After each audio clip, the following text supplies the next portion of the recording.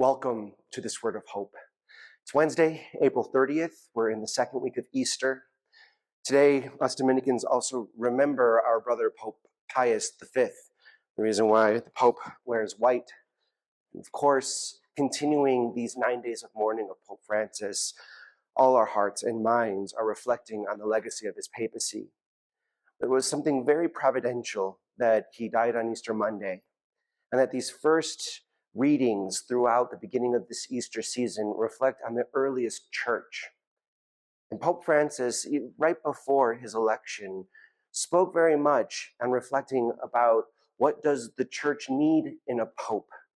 What does the church need to be in the world?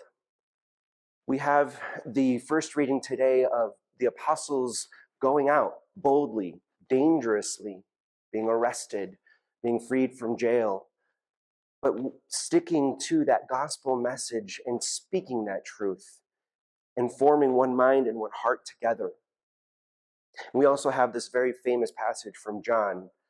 God so loved the world that he sent his only begotten Son.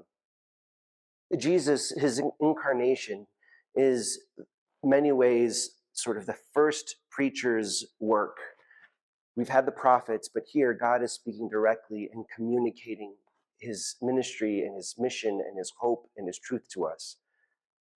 Jesus' whole purpose was to go out of himself, to give of himself for the sake and the salvation of others, doing so through a healing ministry, through a ministry of compassion, through a ministry of speaking truth, to a ministry of inviting people back to that original hope, that original sense of glory that God instilled in them.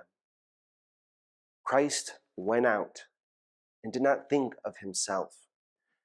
Pope Francis, in his reflections, right on the eve of conclave, as they were entering into the Sistine Chapel, which will happen in 1 week's time for this current conclave, I'd like to read you what he says.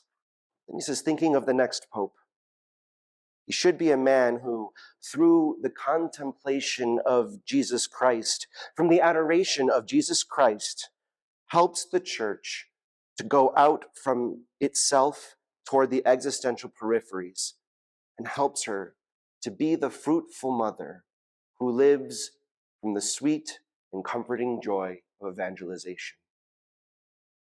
May Pope Francis intercede for us as we also look to renew that spirit as we await the coming of a new pontiff. God bless you.